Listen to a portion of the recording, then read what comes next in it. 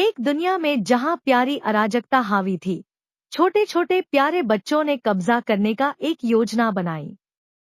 गमी मुस्कान और फुल्के हाथों से सुसज्जित, उन्होंने पॉवर के लिविंग रूम में इकट्ठा होकर टेडी बियरों की चौकसी में साजिश रची।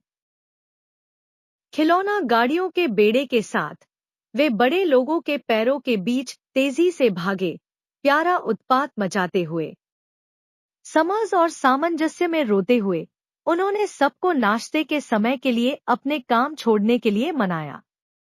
जल्द ही बड़े मटर को मैश करते हुए सेवा कर रहे थे, जबकि बच्चे ऊंचे कुर्सियों पर बैठे अपने आप को स्नैकलैंडिया के शासक घोषित कर रहे थे।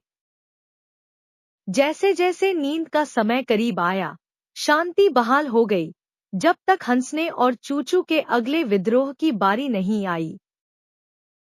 बच्चों का शासन जारी रहा जैसे जैसे उन्होंने नई रणनीतियों का निर्माण किया। उन्होंने प्यारी फैशन अभियानों की शुरुआत की, अप्रत्याशित मोजे और बड़े हेडगियर्स में सजकर माता पिता को यह विश्वास दिलाया कि प्यारा होना सबसे बड़ा मुद्रा है।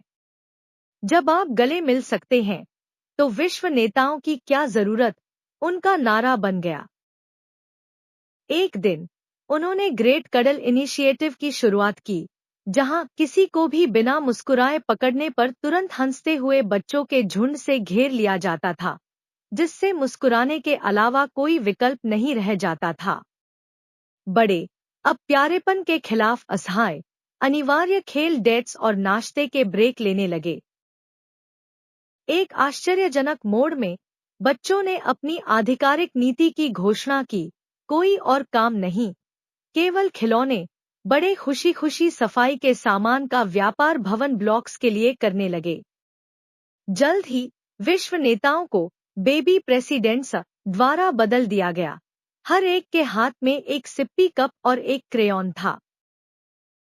जैसे जैसे उनके प्यारे साम्राज्य पर सूर्य अस्त हुआ, बच्चे अपने क्रिब्स में चुपचाप हंसते हुए चले गए। उन्होंने प्यार, हंसी और भरपूर मात्रा में बेबी फूड के माध्यम से सफलतापूर्वक कब्जा कर लिया था।